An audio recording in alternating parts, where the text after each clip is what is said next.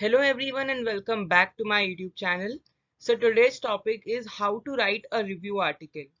Many a times we get confused between review article and research proposal, but there is a totally different format of review article and research article. I have created a separate video of the same and I'll put the link for the same in the description box. तो आपको देखना होगा तो आप वहां से देख सकते हैं. But today's video is specifically devoted कि हम review article कैसे लिखें और वो ऐसे उसका फॉर्मेट फॉलो करना है जिससे वो पब्लिश हो सके. So first we'll begin with the components of the review article. Number one, the title of the review article. Suppose if my review article is on anything that's relatable to agriculture. So I'll just mention about the title on the top of the page and the list of authors and co-authors if any. जैसे there's a particular way of writing the author, the designation of the author and the name of the author. So you need to follow that format. Next comes the abstract. Abstract basically एक summary होती है या फिर आप कह सकते हैं पूरे जिस्ट होती है पूरे आपके रिव्यू आर्टिकल की. मतलब अगर बंदा पूरा पढ़ नहीं रहा है, अगर वो सिर्फ एब्स्ट्रैक्ट भी पढ़ता है उसको समझ आ जाएगा कि हाँ this review proposal is about this particular topic. Next comes the introduction. Introduction should be very very similar to your topic. मतलब आपको डाइवर्ट नहीं होना है और उसके बारे में एक थोड़ी सी like you have to give a short introduction about your topic. Suppose if it's agriculture, so आप एग्रीकल्चर में अगर आप कोई ऐसी चीज बना रहे हो जो क्रॉप की यील्ड इंक्रीज करे, so first you need to mention कि इंडिया का gross domestic product rate of agriculture इतना है and which are the areas in which there is more of agriculture and harvesting is seen. So ये हो गया उसका introduction. Next is a very very very important factor and that's keywords.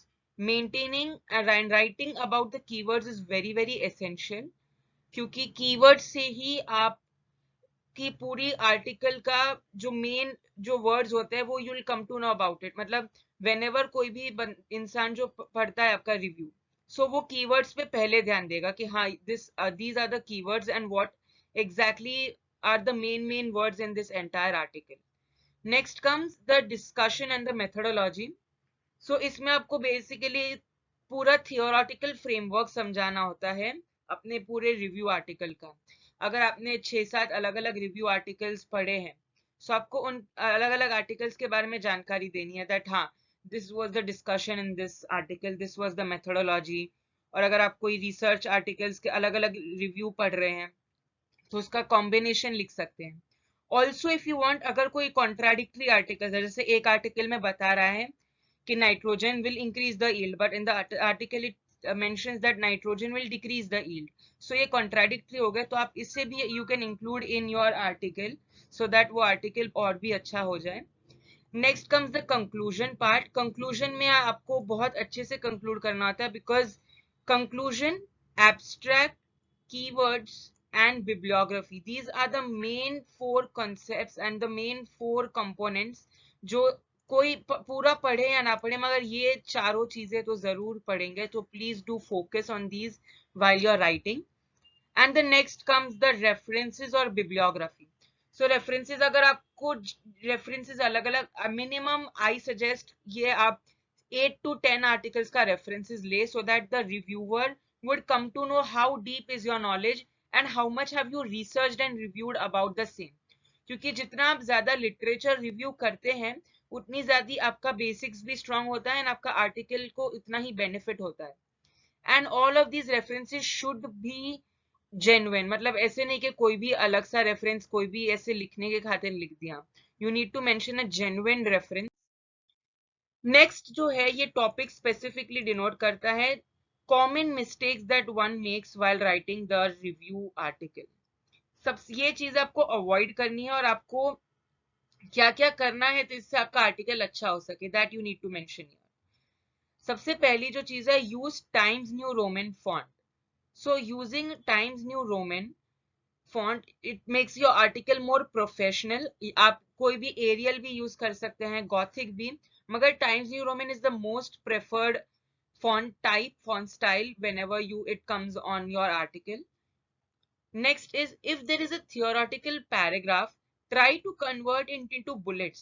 So अगर आप एक paragraph पूरा लिख रहे हैं but it's quite boring and quite monotonous कि आप इतने सारे पैराग्राफ पढ़ेंगे, मगर if you convert it into bullet points, मतलब एक एक अलग अलग पॉइंट्स में आइदर यूजिंग स्मार्ट आर्ट्स और एनीथिंग, तो वो आपके आर्टिकल को बहुत ज्यादा कैप्टिवेटिंग बनाएगा.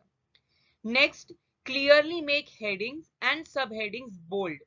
This is very very important. आप कभी भी हेडिंग और सब हेडिंग को बोल्ड में मेंशन करना चाहिए, बिकॉज वो नहीं तो वो काफी सब, if you mention in the same font size या सेम फॉन्ट और फिर उसको कोई अलग से कुछ डिनोशन या नोटेशन नहीं देते, सो वो मिक्सड अप हो जाता है with your normal bullet points.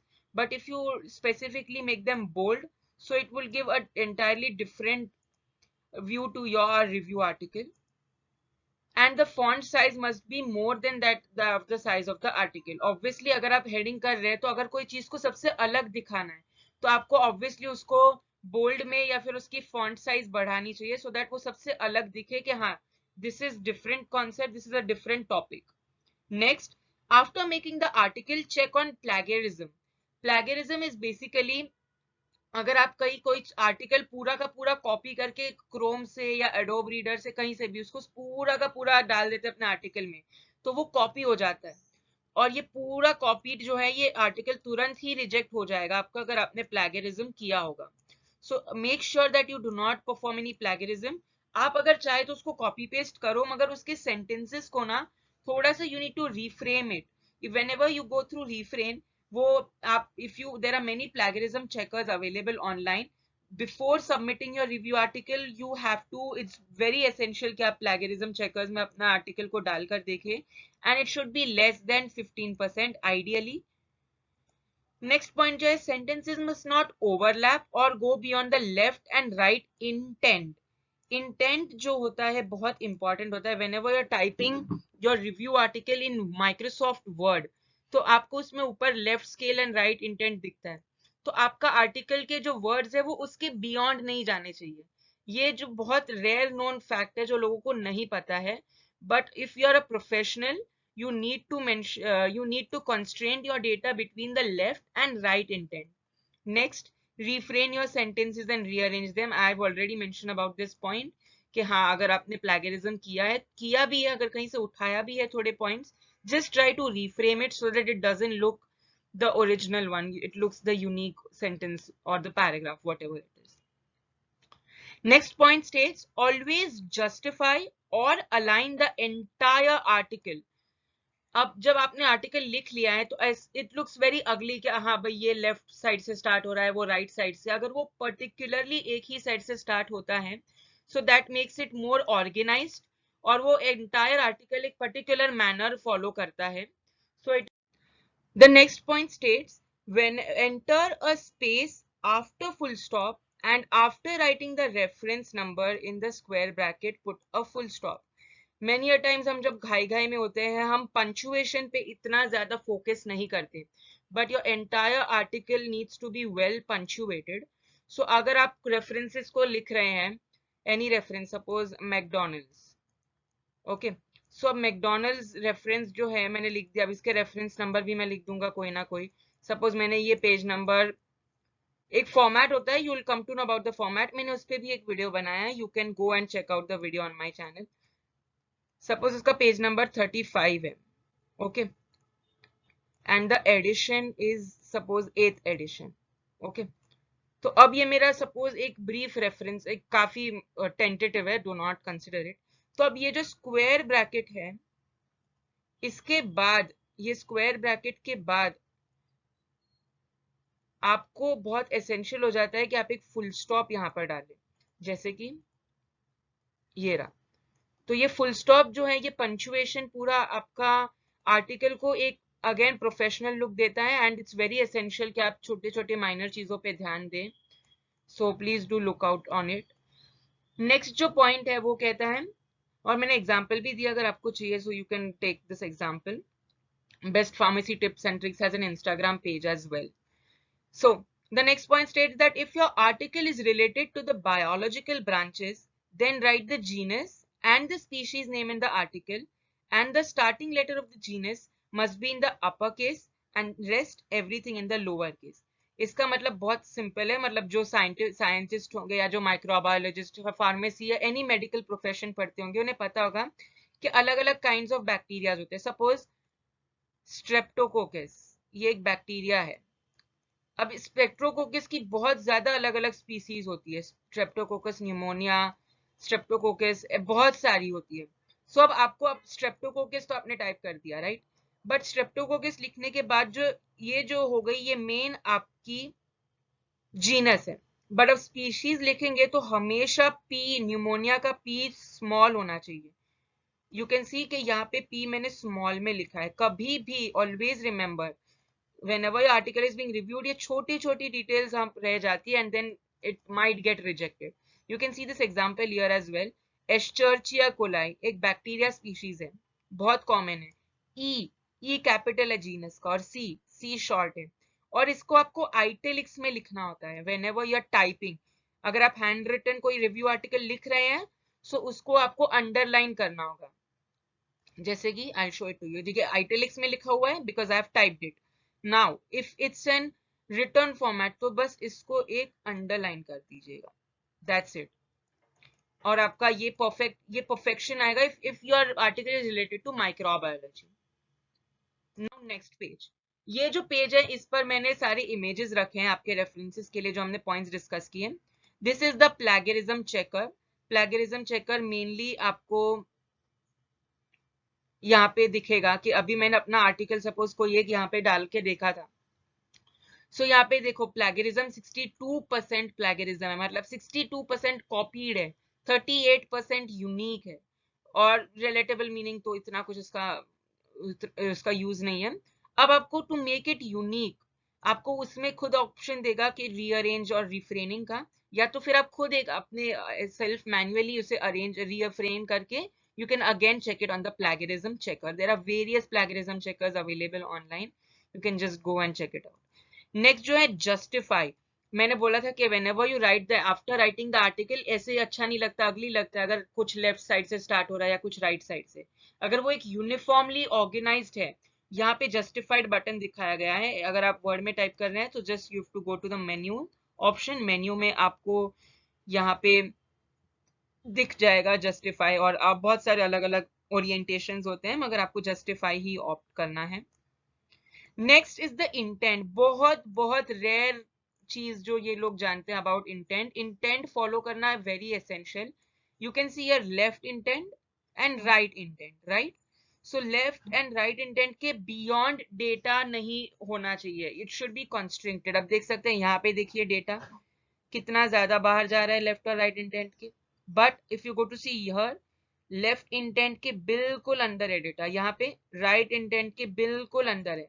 So if you go to see, it's perfectly fitting between them. So आपको यही चेक करना है। नेक्स्ट है grammar checker and add to dictionary. whenever you write in your word, तो काफी बार red underline या green underline आती है। सो कभी भी वो अंडरलाइन रहने नहीं देनी है, बिकॉज वो सामने वाले के कंप्यूटर में भी दिखेगी। सो ऑलवेज अगर वो वर्ड नहीं है तो try to add it to dictionary, and if not तो एटलीस्ट ग्रीन अंडरलाइन तो अपने आप ही ग्रामर चेक होगा, और अगर कोई स्पेलिंग मिस्टेक होगी तो अपने आप ही ठीक हो जाएगा, आप क्लिक करोगे तो ऑटो करेक्ट से। But if it's not, if that word is not included in the dictionary of Google या जो भी है, तो आपको उसे ऐड टू डिक्शनरी कर देना है before you submit the review article. Next जो है, we'll look out about the individual components of the review article. Number 1 is abstract and keywords. Whenever आप कोई भी आर्टिकल लिखते हैं, you begin your abstract with this line. कभी भी आप अपना एब्स्ट्रैक्ट इस लाइन से ही शुरू करना, this paper attempts to explain the. तो बिगिनिंग में ही आपकी प्रोफेशनैलिटी दिख जाती है कि हाँ भाई ये पेपर इस चीज पे एम्फेसिस कर रहा है। Okay, always begin your abstract with this statement. Next, spend time writing an effective title, abstract and keywords. अब जब भी अपना कोई भी चीज जब हम देखते हैं तो शुरुआत में first impression is the last impression. So if the first page is very very dull, it's not organised, और if there is any mistake, एक जजमेंट बन जाता है कि हाँ भाई ये आर्टिकल अच्छा नहीं होगा।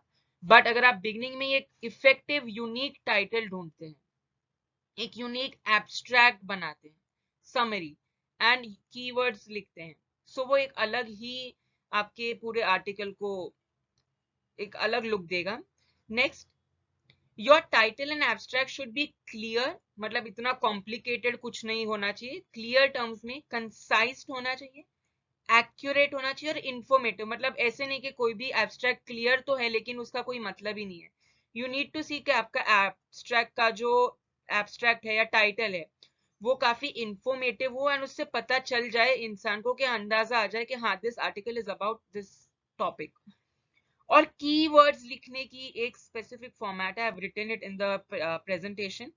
ऐसा एक सर्कल बना इंसर्ट करिए आप, वो अवेलेबल है वर्ड पे कोई भी शेप पे, but circle and square are the two most preferred inserting designs for review article. और उसके अंदर आप देख लीजिए अपने कुछ भी वर्ड्स हैं, जैसे मैंने लिखे हैं review article, mistakes, intent, these are uncommon words, ज्यादा सुने नहीं होते। मिस्टेक्स तो ठीक है कॉमन है, but intent and these words तो आप उसको एक अलग से एक एम्फेसिस दे रहे हैं, अलग बॉक्स में डालकर या स्क्वायर में डाल के या सर्कल में डाल के। नेक्स्ट आपका इंट्रोडक्शन। अब इंट्रोडक्शन जब अभी आप लिखते हैं, introduce your topic and give an overview on your topic. So introduction में आपको अपने टॉपिक के बारे में बताना है और अपना टॉपिक एग्जैक्टली क्या होने वाला है वो बताना है। And it is like an outline that will discuss your entire review article. ये एक outline देती है ताकि पता चल सके कि हाँ ये review article is about this topic. Next, tell your audience why it is important that you reviewed the literature in your topic area. So जब आप literature review करते हैं अलग अलग, तो आपको कुछ ना कुछ information हर एक article से मिलेगी। So आपको वो यहाँ पे mention करनी है उसके बारे में, not in detail, just a gist of the information that you have gathered. Next, leave a space between full stop and the initial of the next statement. Again, एक punctuation mistake जो commonly हम repeat करते हैं. I've written a statement here. A YouTuber has to work hard. यहाँ पे एक gap देना बहुत essential है, एक space. उसके बाद ही आपको do लिखना. You cannot just continuously लिखते रहने, तो red lines and green lines आएगी. Again, वो आपके article को बुरा look देगी. Next, the body and the methodology.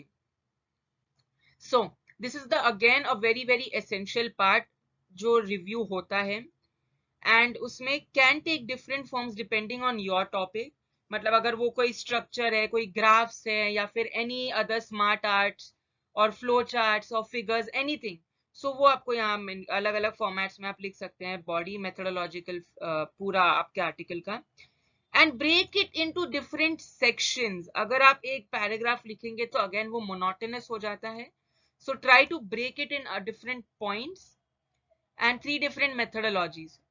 Now go through all of the literature in detail in an organized fashion. मतलब ऐसे नहीं कि आप यहाँ पहले ये बता रहे हो एब्स्ट्रैक्ट, फिर बाद में आप क्या सर्वे किया और फिर बाद में आप कंक्लूजन, फिर उसके पहले समरी, नहीं। एक फॉर्मेट फॉलो करना है और वही ऑर्गेनाइज्ड फैशन में वो लिटरेचर बताते जाना है कि हाँ इन्होंने पहले अप्रोच किया, अप्रोच करने के बाद सर्वे किया, सर्वे में सर्वे के लिए क्वेश्चन प्रिपेयर किया, सर्वे करने के बाद डेटा एनालिसिस किया, डेटा एनालिसिस के बाद उसे वैलिडेट किया। तो ये एक कैस्केड है, ये कंटिन्यूस प्रोसेस है, आपको इसी फैशन में फॉलो करना है। नेक्स्ट, अगर if you are writing on any disorders, so mention, अभी ये एग्जांपल है कि आप कैसे अपने सेक्शन को डिवाइड कर सकते हैं। अब सपोज मैंने रिव्यू आर्टिकल लिखना है कोई डिसऑर्डर के बारे में, तो अब मैं अपने बॉडी और मेथोडोलॉजी में उसकी पैथोफिजियोलॉजी मेंशन करूंगा, वो कैसे स्प्रेड होता है। जैसे कैंसर, तो कैंसर एक सेल बनता है जो ट्यूमर होता है, फिर वो तुरंत उससे रेप्लिकेट होके मल्टीप्लीकेशन, अनकंट्रोल डिवीजन होता है, वो तुरंत फैलते जाता है सेल्स, तो ये उसकी पैथोफिजियोलॉजी हो गई। एपिडर्मियोलॉजी, कि हाँ अब कैंसर है तो अब मेल को कितने परसेंट कैंसर होता है, फीमेल को कितने परसेंट होता है, उसकी स्प्रेड कितनी है, और क्या एशिया में ज्यादा है या अफ्रीका में, और कैंसर है तो most common cancer in females is breast cancer and in male it is prostate cancer. So आप ऐसे ओवरऑल एक व्यू देख सकते हैं अबाउट द सेम। रेमेडीज, अब डिफरेंट रेमेडीज है, हार्मोनल थेरेपी होती है ईस्ट्रोजन की, क्योंकि ईस्ट्रोजन लेवल एक्सट्रीमली कम हो जाता है कैंसर में। केमोथेरेपी होती है इन सिवियर केसेस, जिससे एलोपेसिया होता है, हेयर लॉस। अलग फिजिकल थेरेपी होती है, सर्जरीज होती है, आप वो एरिया को ही एक्सट्रैक्ट कर देते हैं बाहर, सो दैट वो स्प्रेड ही ना हो। So there are different treatments available for cancer depending upon the type of cancer. और अब ट्रीटमेंट है तो हाँ भाई वो ट्रीटमेंट एलोपैथी भी हो सकती है, that is modern system, conventional system of medicine. वो ट्रीटमेंट आयुर्वेदा भी हो सकती है, Ayurvedic any, if there is any Ayurvedic treatment for cancer. Home जैसे आयुर्वेदिक हम काफी बार विनक्रिस्टिन विनब्लास्टिन का आयुर्वेदिक प्रेपरेशंस भी प्रिपेयर कर सकते हैं, that is anti cancer drugs. Plant products के etoposides, taxanes, these are different Ayurvedic preparations. Homeopathy, homeopathy में अगर कोई ट्रीटमेंट होगी कैंसर की, नोवेल सिस्टम, अगर कोई अलग novel system of cancer treatment आई है अलग अलग फॉर्म्स में, इंडिजीनियस सिस्टम जैसे यूनानी, सिद्धा etcetera. Next is the discussion and conclusion. It will restate your thesis. आपका thesis जो main आपका title है वो बताएगा discussion and conclusion में. Wrap up your review by drawing everything together and making sure that it is clear what conclusion you draw about your topic or field based on the research and review studies you have analyzed. So conclusion जब आप and करेंगे तो उस conclusion में इंसान को पता चलना चाहिए कि हाँ इसने अलग अलग रिव्यू पढ़े हैं और अब उससे क्या कंक्लूजन ड्रॉ कर रहा है। जैसे कैंसर, अब मैंने 4-5 अलग अलग आर्टिकल्स ढूंढे कैंसर के, तो अब मैं उससे क्या कंक्लूड कर रहा हूँ कि कैंसर की अलग अलग ट्रीटमेंट है, कैंसर के अलग अलग टाइप्स पे डिपेंड करती है। सो ये मेरा कंक्लूजन हो गया कि हाँ I would like to conclude my review article, ऐसे आप लिख सकते हैं। और अब conclusion, there's a line which will help you to help begin the conclusion. In the light of the above points, you can always begin your conclusion with this statement. It will look more professional. Again, images. So ये कुछ miscellaneous topics है that you need to remember while writing your review article. If you're adding images या flow charts या figures या whatever, make sure कि आप उन्हें एक नंबर दे। जैसे कि अब ये फिगर है तो फिगर 1.1 आपको मेंशन करना है, सिर्फ ये ग्राफ या पाई चार्ट या फ्लो चार्ट करके नहीं छोड़ देना है। Do mention, very common mistake that people make and their review article gets rejected. So figure हो या फिर टेबल हो, आपको बहुत अच्छे से उन्हें मेंशन करना है उसका figure number. So this is very very important. And leave a space and right the heading of the table, ये बहुत इंपॉर्टेंट है। आप फिगर 1.1 दे रहे हो तो उसके बाद उसका नाम भी देना होता है आपको कि हाँ ये नाम है उसका। ये suppose if this is the inappropriate application of structure before peer review, so आप यहाँ लिख सकते हो pie chart of peer review summary writing. Similarly अब ये फ्लो चार्ट है, सो फ्लो चार्ट में आप कोई भी ऐसे ट्राइंगल या अलग अलग शेप्स यूज नहीं कर सकते। रिस्ट्रिक्ट योरसेल्फ विद स्क्वायर और रेक्टेंगल बॉक्सेस ऐसे, एंड ये एरोज भी क्वाइट प्रिसाइसली, ये देखिए ऐसे एरोज स्ट्रेट होने चाहिए, ऐसे आड़े टेढ़े, it should not be slant, it should be very straight. Next is references and bibliography का फॉर्मेट। ये फॉर्मेट आपको यूनिवर्सल फॉर्मेट कह सकते हैं, आपको इसी फॉर्मेट में अपना रिव्यू आर्टिकल देना था, आप कोई भी फॉर्मेट में रेफरेंस नहीं दे सकते। पहले नेम ऑफ द ऑथर, सो आपको ऑथर का नाम लिखना है यहाँ पे। सपोज अगर ऑथर पयाम है तो मैं खुद हूँ, so you need to mention Payam Vora. Next is the title of the article. अब सपोज मैंने आर्टिकल लिखा है कैंसर ट्रीटमेंट पे, सो आप यहाँ पे लिख सकते हैं cancer treatment as the title of the article. अब मुझे उसको कौन सी उसमें पब्लिश करना है, और या फिर अगर मैंने कोई पब्लिकेशन से लिया है उसे, तो suppose best pharmacy tips and tricks is the name of the magazine या फिर that name of the journal. So वो जर्नल का नाम मेंशन करना है, जैसे यहाँ पर CYJPR is the name of the journal. So आपको अपने जर्नल का नाम मेंशन करना है आफ्टर द आर्टिकल टाइटल। और अब वो जर्नल है तो अब वो जर्नल कौन सी ईयर में पब्लिश हुई है, 2020, 1987, 2014, वो मेंशन करना है। आफ्टर मेंशनिंग दैट वॉल्यूम, कौन सा वॉल्यूम है, अगर वो 9th है, 8th है, 7th है। उसके बाद इश्यू, अब वो उसके 9th वॉल्यूम का सेकेंड इश्यू है या फर्स्ट इश्यू है। और हाँ वेरी वेरी एसेंशियल, यहाँ पर सेमी कोलन है, यहाँ पे भी कोलन है। सो ऑलवेज रिमेंबर कि ईयर ऑफ पब्लिकेशन के बाद एक सेमी कोलन होता है, उसके बाद वॉल्यूम लिखना है। और वॉल्यूम को हमेशा always remember, you can mention in square bracket as well, not essential के round bracket, but square and round are the most preferred brackets. And after that the page number, अगर page number 49 से 58। so आपका overall format क्या हो गया, first of all write the name of the author, name of the article, name of the journal, year of publication of journal, volume of the journal, issue of the article और page number of the journal या article जो भी। Next है acknowledgement. Acknowledgement बहुत essential होता है, आप उसे एग्जांपल भी दिया है मैंने। We would like to appreciate the efforts and suggestions by so and so person, जो भी होगा, and would love to thank them. आप एक छोटा सा एक्नॉलेजमेंट दे सकते हैं ताकि जो लोग ने आपको सपोर्ट किया है और जो लोग ने आपकी हेल्प की है मटेरियल्स को एक्सपेरिमेंट करने के दौरान, तो आप उनको एक छोटा सा थैंक यू दे सकते हैं अपना आर्टिकल में। No worries. Next, if we go to see common tips, these are the common tips that one needs to follow while writing a review article. मैंने common mistakes भी बताई थी, अब common tips. Keywords will help to retrieve the documents in an information system such as online journal or search engine. Mention 4 to 5 keywords. अब आप keywords का एक अलग सर्कल या स्क्वायर बना रहे हो, तो ऐसे नहीं कि सिर्फ एक वर्ड डाला उसमें और रह गए. You need to mention minimum 4 or 5 keywords. और कभी भी अगर हम सर्च इंजन पे करते हैं, गूगल पे टाइप करते हैं ना, तो वो कीवर्ड्स तुरंत आते हैं, रिट्रीव होते हैं, सो वो आपके आर्टिकल की पॉपुलैरिटी बढ़ाएगा. अब ऑथर है, तो आप फर्स्ट ऑथर है, तो आपको ऑथर नेम, उसका डेजिग्नेशन या क्वालिफिकेशन, उसका इंस्टीट्यूट अगर वो कोई टीचर है, फैकल्टी, स्टूडेंट, प्रिंसिपल, जो भी, और उसका ईमेल एड्रेस. मैंने पहले मेंशन किया था कि आपको अपना अगर टाइटल एंड ऑथर लिख रहे हैं तो ये फॉर्मेट होता है: author name, qualification, associated institute and the email address. Similarly, कोई अगर दो ऑथर हो गए तो आप सेकंड ऑथर को ऑथर करके भी आप उसका मेंशन कर सकते हैं, और कोई करस्पॉन्डेंस ऑथर होगा तो आप उसके बारे में भी लिख सकते हैं. No worries. A single paragraph of about 200 words maximum is essential for abstract. अब वो एब्स्ट्रैक्ट है, वो भगवत या फिर वो कोई रामायण या नथिंग है, तो आप वो उसको इतना लेंदी बनाएंगे. You need to restricted to 200 words, उससे ज्यादा नहीं होना चाहिए, आपको 200 वर्ड्स में वो खत्म हो जाना चाहिए. For research articles, abstracts should give a pertinent overview of the work. तो आपका जो ओवरव्यू होता है, एक अलग एब्स्ट्रैक्ट आपको एक अलग उसकी इंपॉर्टेंस बताता है, सो वो अच्छे से वो कम वर्ड्स में लिखना चाहिए. ये बहुत बहुत बहुत इंपॉर्टेंट पॉइंट है. recommend preparing the references with a bibliography software package.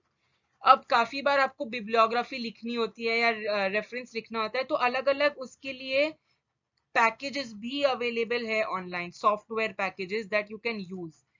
And note, reference manager, Zotero, ये अलग अलग रेफरेंसेज है. तो आप काफी बार मिस्टेक हो जाती है, जैसे अगर वॉल्यूम कोलन कब डालना है, सेमी कोलन कब डालना है, ब्रैकेट में कब डालना है, फुल स्टॉप, तो ये सारे जो डुप्लीकेटिव एरर्स है ये एलिमिनेट हो जाते हैं अगर आप कोई ऐप यूज करते हैं. तो अगर आपके आर्टिकल में कोई रेफरेंसेस नहीं है, अगर आपका कोई यूनिक आर्टिकल है, तो आप ये आपको मेंशन करना होता है about material and methods.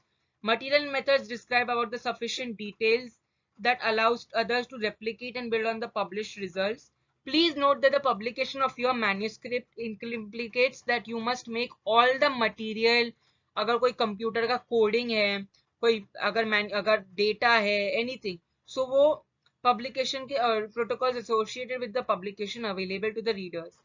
It's very essential कि आप डिस्क्लोज करें, और अगर कोई रिस्ट्रिक्शन है तो आप वो भी मेंशन कर सकते हैं about the availability of materials.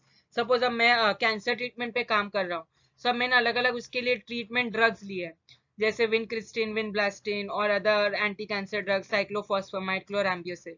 तो आप इन ड्रग्स के बारे में उनकी अवेलेबिलिटी के हाँ ये मेंशन करना है about the materials and methods. So this is about, and also very very essential, अगर आप फार्माकोलॉजिकल रिलेटेड कोई आर्टिकल लिखते हैं, सो उसमें आपको एनिमल्स, कि अगर आपने यूथेनेसिया किसी को दिया है, मर्सी किलिंग हुआ है, दैट इज, या फिर कुछ भी नो कोई हार्म तो हुए नहीं, या आपने कैसे कोई प्रोटोकॉल, आपने CPC SCA guidelines, it is a committee CPC SEA, जो एनिमल की, मतलब अगर आप एनिमल यूज करना चाहते हैं तो आपको इनकी परमिशन लेनी पड़ती है, ये सीपीसीएसई गाइडलाइंस के अकॉर्डिंग, और एनिमल हाउस बकायदा होना चाहिए. दिस इमेज, कि अगर आप कोई इमेज या कोई फिगर्स या फ्लो चार्ट्स इंसर्ट करें तो उसका format, flow charts and figures का मैंने ऑलरेडी आपको बता दिया प्रीवियस स्लाइड्स में. इमेजेस आपको यही फॉर्मेट में इंक्लूड करनी है, दैट इज अगर सपोज ये इमेजेस आपकी, तो उसके नीचे अलग से एक बॉक्स बना के ए देना, अगर आप एक इमेज, अगर आप 3-4 मल्टीपल इमेजेस यूज कर रहे हैं। सिमिलरली दूसरी इमेज है तो यहाँ पे बी देना है, सी देना है, whatever, depends upon the number of images you are using. और यही ऐसे ही इंसर्ट करना है इमेजेस, एंड ऐसे अनरिलेटेबल इमेजेस ना इंक्लूड करे, always include the images that are useful. Finally एक लास्ट स्लाइड है टेबल पे। अगर आप कोई टेबल इंक्लूड कर रहे हैं डेटा जिसपे दिखा रहा है कोई डेटा, तो आपको अलग अलग टाइटल देना है, रो हेडिंग एंड कॉलम्स हेडिंग। सो ये फर्स्ट रो हो गया, ये सेकेंड रो हो गया, ये थर्ड रो हो गया, ये फोर्थ रो हो गया। सिमिलरली ये फर्स्ट कॉलम है, ये सेकेंड कॉलम है, ये थर्ड कॉलम है। सो जो भी डेटा है आपको यहाँ इंक्लूड करना है, आपको यहाँ इंक्लूड आप कर सकते हैं। मैं इस पीपीटी की स्लाइड का जो डिस्क्रिप्शन है वो स्लाइड शेयर पे भी अपलोड किया है, so I will share the link so that आप डायरेक्टली ये स्लाइड पर ले सकते हैं, अपना डेटा एक्सट्रैक्ट कर सकते हैं टेबल में या इमेजेस में, जो भी है। सो आपको एक हेल्पफुल रहेगा रेफरेंस के लिए। And that's all for today's video. Thank you so much for watching it. And if there are any doubts or anything that you need to, any queries, you can drop your comment in the comment section. Thank you so much.